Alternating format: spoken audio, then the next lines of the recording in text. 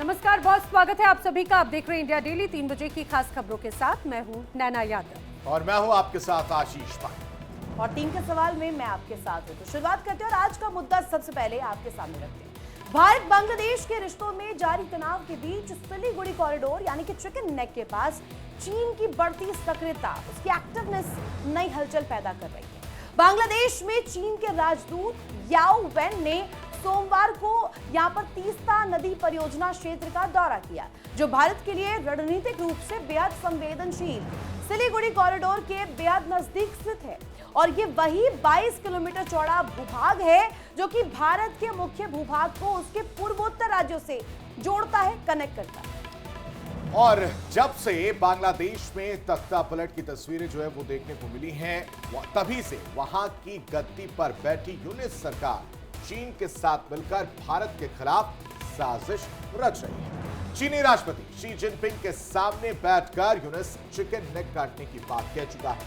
सोमवार को बांग्लादेश के जल संसाधन सलाहकार सैयदा रिजवाना हसन चीनी राजदूत को लेकर रंगपुर के तेपा मधुपुर स्थित तीस्ता परियोजना क्षेत्र पहुंचे थे। दोनों देश इस परियोजना को जल्द पूरा करना चाहते हैं। लेकिन समझिए, जो तीस्ता नदी बांग्लादेश का हिस्सा अगर बात की जाए तो उत्तरी जिलों में खेती और आजीविका के लिए सबसे महत्वपूर्ण मानी जाती है, लाइफलाइन मानी जाती है।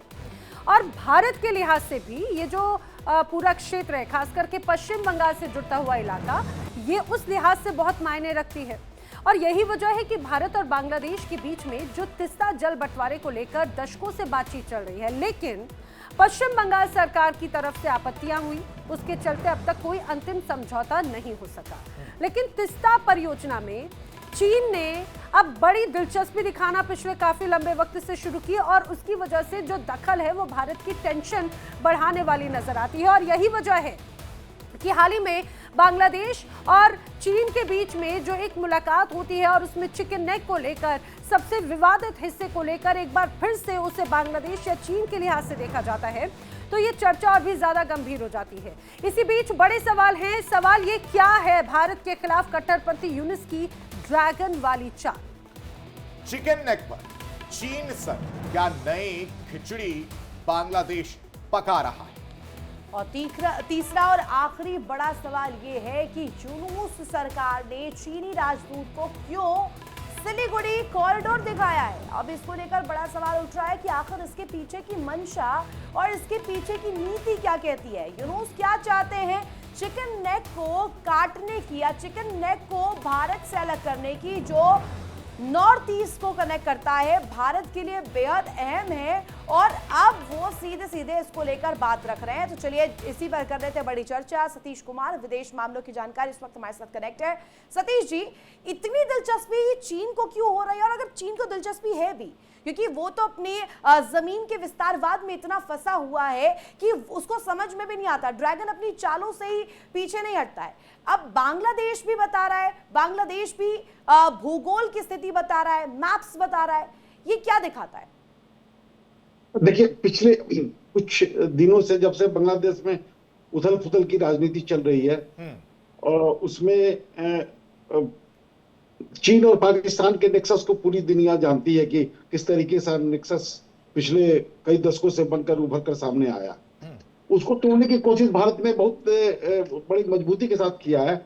लेकिन पिछले 2 सालों से ये नेक्सस का तीसरा अंग, जिसे बांग्लादेश हम कहते हैं, यानी चीन पाकिस्तान के साथ बांग्लादेश भी उसमें शामिल हो गया है। पिछले साल हमें याद है कि 3 से 4 मुलाकात यूनुस की वहां के मिलिट्री हेड से हुई, पाकिस्तान के मिलिट्री हेड से। तो एक नए समीकरण की खोज में थे और सबसे कमजोर कड़ी अगर इस पूरे समीकरण में कहा जाए तो वो चिकन नेक है।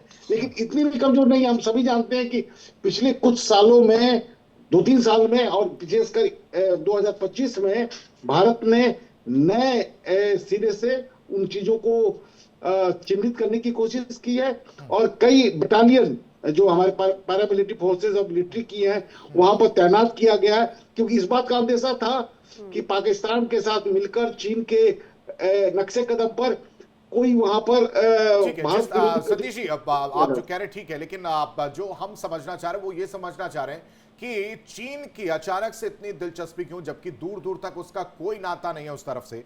साथ ही साथ क्या बांग्लादेश के मन में वही तस्वीर है जो पाकिस्तान उम्मीद करता है हमेशा चीन से, या इस मौके को भुनाने की कोशिश चीन करता हुआ नजर आ रहा है और बांग्लादेश को एक मोहरे की तरह जो है यूज करने की कोशिश है उसकी?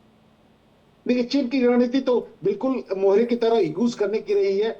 और ये 2013 से जब से उसका ओबीआर शुरू हुआ है, दुनिया के तमाम देश जहां पर भी चीन के बड़े प्रोजेक्ट चल रहे हैं, वो इस बात से सहमत है कि उनकी पूरी इकोनॉमी को कोलोनाइज करने की कोशिश चीन के द्वारा की गई है, न केवल दक्षिण एशियाई देशों में बल्कि लैटिन अमेरिका और अफ्रीकी देशों में।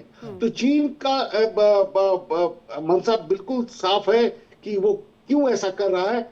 ये हमें भी इसमें संदेह नहीं होना चाहिए, क्योंकि वो भारत, ये पांडवों और कौरवों की लड़ाई की तरह है कि जब ये कहा गया कि 21वीं शताब्दी एशियाई शताब्दी होगी, एशिया के देशों की होगी, तो एशिया के दो बड़े देश भारत और चीन भारत को 5 गांव भी नहीं देना चाहता है और अपने नक्शे कदम पर दुनिया को खींचना चाहता है। लेकिन पिछले कुछ वक्त से खासतौर से बांग्लादेश के साथ में हिंदुस्तान के जो संबंध है, ढाका और दिल्ली के जो एक तनाव साफ तौर से नजर आते हैं, उस बीच हर एक स्टेप बहुत मायने रखता है। बीजेपी नेता अविरल मलिक भी हमारे साथ में कनेक्ट हो चुके हैं। अविरल मलिक जी, आपका भी बहुत स्वागत है इंडिया डेली की इस चर्चा में। लेकिन चिकन नेक का ये जो पूरा मुद्दा है या फिर तीस्ता नदी का ये जो मसला है, ये कोई आज या कल का नहीं है। बहुत बरसों से ये एक विषय चर्चा का भी हमेशा एक बहुत प्राथमिकता के तौर पे रहा। लेकिन ये कहा जाए, इस पर सियासत भी जमकर होती रही। खासतौर से चिकन नेक वाली जो बात है, ये टाइमिंग बहुत महत्वपूर्ण है। दो चीजें, एक तरफ बांग्लादेश में भारत विरोधी नैरेटिव किस तरह से गढ़ा जा रहा है, कैसे सेट किया गया, दूसरी तरफ आने वाले वक्त में पश्चिम बंगाल में चुनाव है और सभी जानते हैं कि ये मुद्दा भी हमेशा की तरह बहुत महत्वपूर्ण रहेगा। इन सारी परिस्थितियों को देखते हुए आखिर ये टाइमिंग कितना इंपॉर्टेंट है? जी नहीं, बिल्कुल देखिए, निश्चित रूप से जहां तक विषय टाइमिंग का, कोई भी टाइमिंग हो, हमें देखिए इससे किसी रूप में फर्क नहीं पड़ता। भारतीय जनता पार्टी की सरकार केंद्र में है, हमारे प्रधानमंत्री मोदी जी के नेतृत्व वाली सरकार है, मजबूत सरकार है और किसी प्रकार से कोई व्यक्ति, कोई देश, कोई मुल्क भारत के खिलाफ किसी रूप में षड्यंत्र नहीं रख सकता। अगर रचता है तो उसका बेबाकी से जवाब देना हमारे विदेश नहीं। लेकिन अविरल मलिक जी, खासतौर से जिस चिकन नेक की हम बात कर रहे हैं, ये वो पैच अपने आप में नॉर्थ ईस्ट और भारत का बहुत अहम हिस्सा है और पहला ऐसा मौका नहीं है। इसके पहले भी कई बार गीदड़ भपकी दी जाती रही है और पिछले साल भी हमने देखा था इसी जगह पर यूनुस खान चीन के प्रतिनिधियों को लेकर पहुंचे थे, खासतौर से उस नदी के उस हिस्से को लेकर, और तब भी उन्होंने जो विवादित मैप दिया था उसे एक तरह से उस चिकन नेक को भारत के मैप से गायब कर दिया था। हाँ, बिल्कुल किया था निश्चित रूप से, और बहुत ही गंभीर मामला है, इसमें किसी रूप में कोई दो राय नहीं है, बहुत ही गंभीर है। और उसके साथ साथ जहां तक विषय पर्टिकुलरली इंटरनेशनल पॉलिटिक्स की अगर बात कर जाए, अंतर्राष्ट्रीय स्तर की बात कर जाए, तो अंतर्राष्ट्रीय स्तर पे, अंतर्राष्ट्रीय पटल पे निश्चित रूप से आज भारत मजबूत है और माननीय मोदी जी के नेतृत्व वाला आज भारत है। और हमें स्पष्ट रूप से बखूबी आता है मुंहतोड़ जवाब देना, चाहे किसी मुल्क की कोई भी रणनीति हो, इससे कोई फर्क नहीं पड़ता। ऐसा माना जाएगा कि अब तो जरूरत नहीं, अब तो ये नेसेसिटी सा हो गया है, अब आपको करना ही होगा, क्योंकि जिस तरीके से गीदड़ भपकियों को लेकर मेरे सहयोगी नैना ने जिक्र किया, ये एक बार या दो बार या 3 दफा नहीं हुआ है, ये कई दफा हो चुका है और ये रेपिटेड तौर पर हो रहा है। और इसी को लेकर के अब नॉर्थ ईस्ट की जो जनता है वो भी आपको टकटकी लगाए देख रही है कि आप कोई कदम उठाइए इस परिप्रेक्ष्य में। अब मेरे साथ सतीश कुमार कनेक्ट है, उनसे मैं जानना चाहूंगी, सर ज्योग्राफिकल तौर पर अगर हम देखें ये कितना इंपॉर्टेंस हमारे लिए रखता है, ये हम सभी बखूबी जानते हैं। चिकन नेक को अलग थलग करने को लेकर यूनुस जिस तरीके की प्रतिक्रिया देते हैं, जो रुख अपनाते हैं, वो कट्टरपंथ की सरकार बांग्लादेश में भले ही चला रहे हो, लेकिन नजर निगाहें सब चिकन नेक पर, भारत को अलग थलग करने पर। यह कहा जाता है कि अगर बांग्लादेश की स्थिति में भारत ज्यादा हस्तक्षेप करेगा तो हम चिकन नेक पर जाके तस्वीर ऐसी बनाएंगे कि पूरा नॉर्थ ईस्ट जो है कट हो जाए। ये क्या दर्शा रहा है सर? देखिए, इसमें बहुत ज्यादा संदेह की जरूरत है नहीं। ये नेक्सस तीनों देशों का मिलकर जो बनकर तैयार हो रहा है, भारतीय सुरक्षा के लिए अत्यंत खतरनाक है। लेकिन ये भी सही है कि हमने पिछले कुछ महीनों में या सालों में चिकन नेक के पैरेलल हमने अपनी भी मजबूती को स्थापित करने की कोशिश की है। इस बात का अंदेशा था।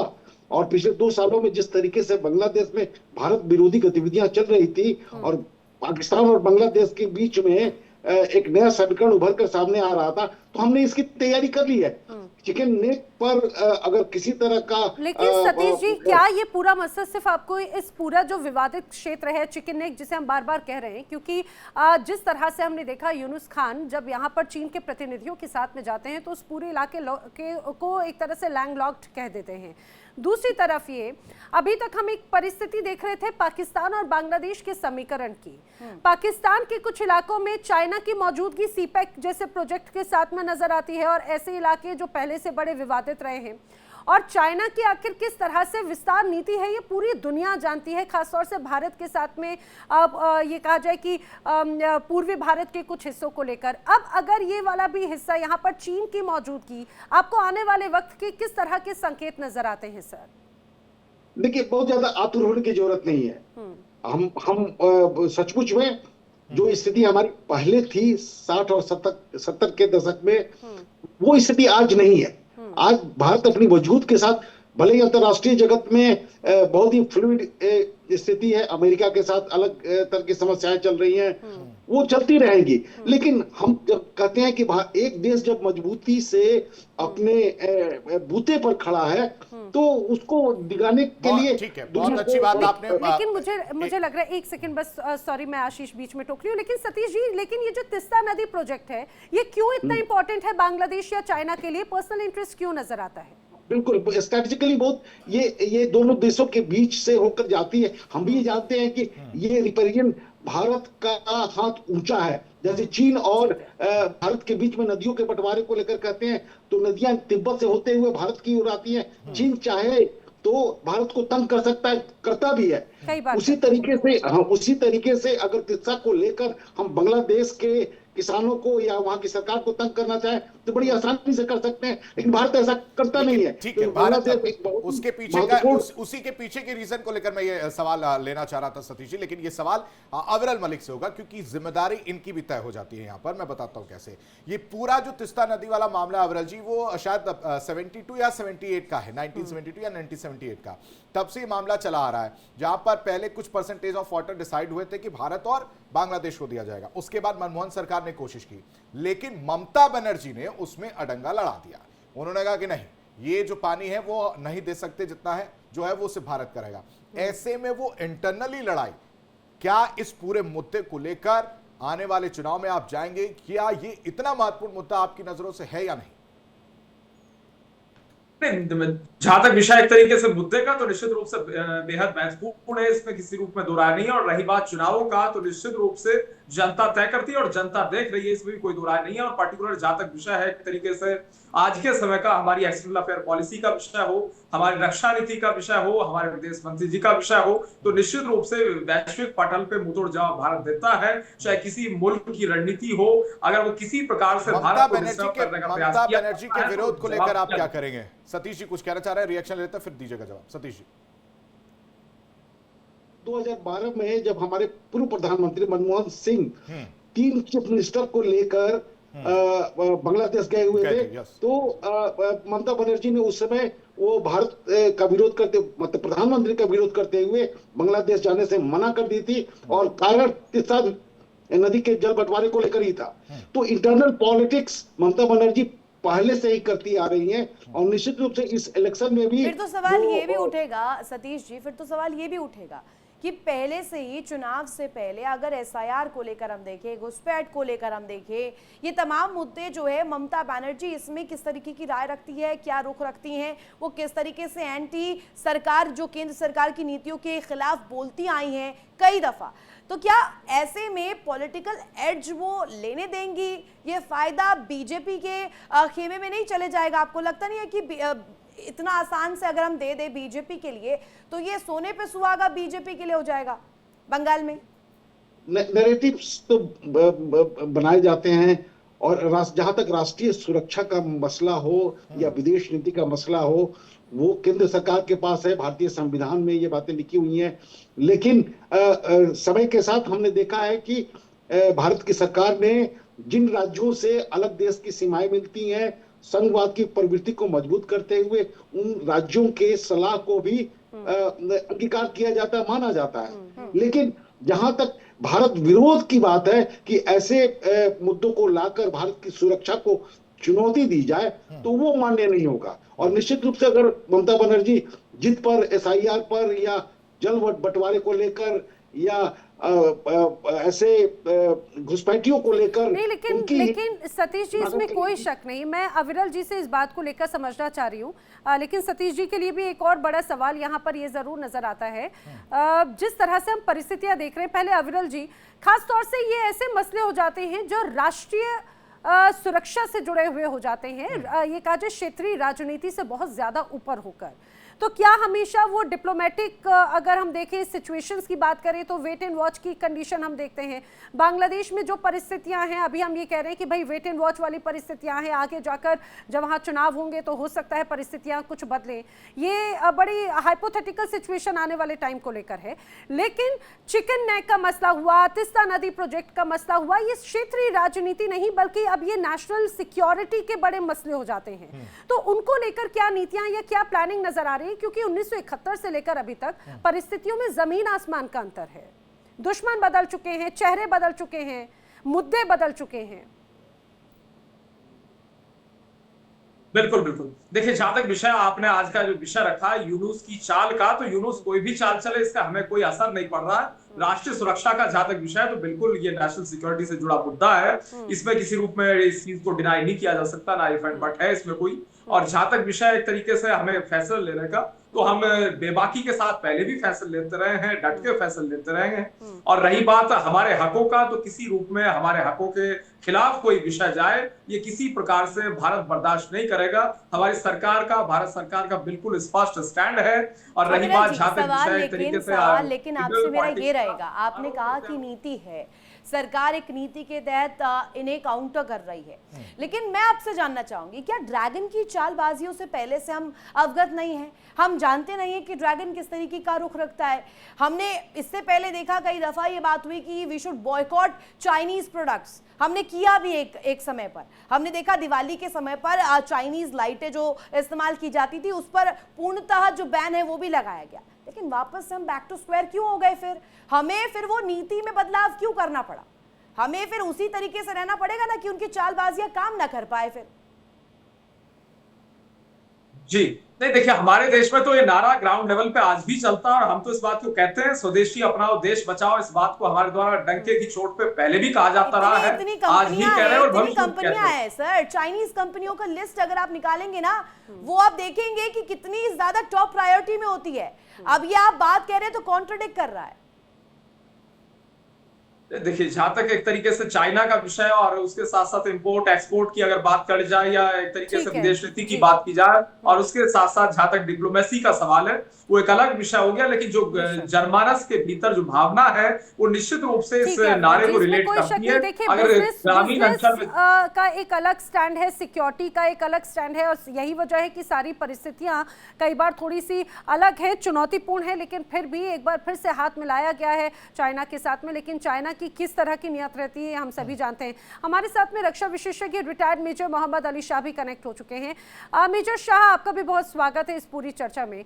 आपसे समझने की कोशिश करें एक बार फिर से, वही तस्वीर यूनुस खान की तरफ से पेश करने की कोशिश की जा रही है भारत के खिलाफ एक अलग रणनीति के साथ में, चिकन नेक के माध्यम से। लेकिन ये सिक्योरिटी वाइज कितना इंपॉर्टेंट हो जाता है इस क्षेत्र को, जरा ये भी बताइएगा, क्योंकि यहाँ पर चीन के प्रतिनिधि दूसरी बार पिछले 1 साल के अंदर विजिट कर रहे हैं। बार बार जो विजिट है ये किस तरह से संदेश देने की कोशिश है?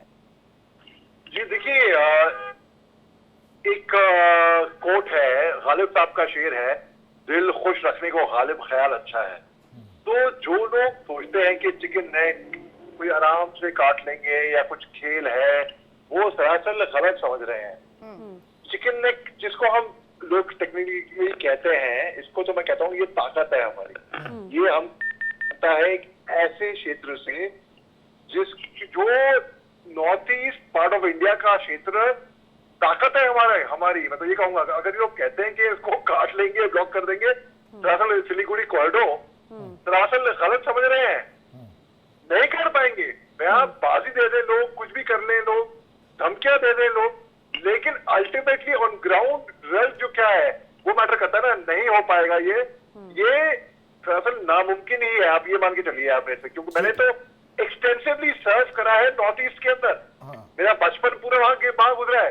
ठीक है, वो इतना आसान नहीं होगा। ठीक है, तनु दीक्षित भी हमारे साथ जुड़े, बहुत स्वागत है सर आपका भी। सीधा समझना चाह रहा हूं आपसे, ये इतना आसान है क्या?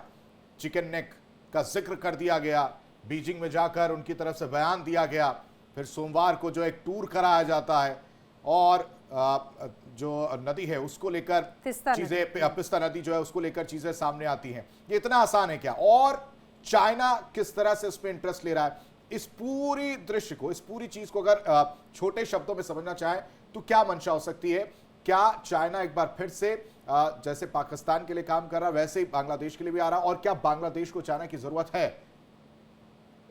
देखिए, निश्चित रूप से सबसे महत्वपूर्ण चीज ये है कि यूनुस की जो सरकार है वो आखिर किस तरीके की गवर्नमेंट वहां फॉर्म हुई है। हम सभी रिसेंट हालातों से बहुत बेहतर तरीके से वाकिफ है जो बांग्लादेश में हुए, और कहीं ना कहीं ये हालात ही जिम्मेदार हैं कि वहां के प्रधानमंत्री इस तरीके के बयान बाहर जाकर के दे रहे हैं। निश्चित रूप से चाइना को इसमें क्या आवश्यकता है क्या नहीं, चाइना तो हमेशा से चाहता ही है कि भारत और उसके आसपास के देशों पे पूर्ण रूप से अपना पूर्णाधिकार और कब्जा दोनों बना करके रखे। रही बात चिकन नेक की, तो निश्चित रूप से चाइना की तो एक चाहत हो सकती है, लेकिन सबसे महत्वपूर्ण कि क्या इंडियंस जो है, क्या इंडियन गवर्नमेंट जो है वो इस चीज को इतनी इजीली और फिजिबल रूप में होने देगी, क्योंकि कहीं ना कहीं भारत भी एक मजबूत लोकतांत्रिक देश है, और हम लोगों का जो पहले बांग्लादेश के साथ में संबंध, और हम कहें बांग्लादेश के साथ में जिस तरीके का बॉन्ड रहा है, कहीं ना कहीं आज वो बॉन्ड वहां फेल होता दिखाई दे रहा है। पिछले दिनों हमने देखा कि पाकिस्तान ने भी अपने झंडे बांग्लादेश में जाकर के लगाए। कहीं ना कहीं ये सारे मुद्दे दर्शाते हैं कि अब जो बाहरी देशों की जो शक्तियां हैं, चाहे वो बांग्लादेश के खुद चाइना के साथ गठबंधन हो, या पाकिस्तान का इन्फ्लुएंस बांग्लादेश पर हो, या चाइना पाकिस्तान मिलकर के ये काम करने जा रहा हो, इसकी जो चीजें हैं, इसकी जो नींव है, उसको जरूर कमजोर करने का वक्त अब आएगा। लेकिन तनु जी, एक और बड़ी बात आपने इंपॉर्टेंट कही है, इसमें कोई शक नहीं कि स्ट्रेटेजिक वाइज ये बहुत इंपॉर्टेंट एरिया हो जाता है, और पिछले कुछ वक्त से हमेशा से सबका पर्सनल इंटरेस्ट रहा है पूर्वोत्तर की इन सीमाओं के साथ में, चाहे बात डीप स्टेट्स की बात हो या फिर पाकिस्तान का या बांग्लादेश का इस्तेमाल करते हुए चाइना या अलग अलग देशों का एक पर्सनल इंटरेस्ट शो हुआ। लेकिन सतीश कुमार जी, एक और बड़ी इंटरेस्टिंग बात हो जाती है, जिस तरह से आंखें तरेने की कोशिश बांग्लादेश या यूनुस सरकार यहां पर करने की कोशिश करी इसी ये चाइना नेक, ये कहा जाए कि चिकन नेक को लेकर, बांग्लादेश की भी तो दो कमजोरियां हैं चिकन नेक की, जिसमें अगर रंगपुर गारो हिल्स की बात हो या चटगांव कॉरिडोर की, और वो बखूबी जानता है कि अगर उसने हिंदुस्तान के साथ में पंगा लिया तो ये ज्यादा सेंसिटिव है हिंदुस्तान के लिए, बांग्लादेश के लिए। देखिए, भारत की दृष्टि जो अभी यूनुस की है वो हो नहीं सकती, क्योंकि हमारी विदेश नीति का एक महत्वपूर्ण हिस्सा है, फर्स्ट नेबरहुड के तहत हम आगे चल रहे हैं कि ये एंग्विश और इस एंगर के साथ। जी, क्या अब वो वक्त आ गया है 2026 जो पिछले कुछ वक्त से हम देख रहे हैं, फर्स्ट नेबरहुड वाली पॉलिसीज में भी पार्शियली कुछ चेंजेस लाने का वक्त आ गया है क्या? नहीं, वो देखिए, वो पहले भी था, सुरक्षा को लेकर हम कॉम्प्रोमाइज नहीं करेंगे।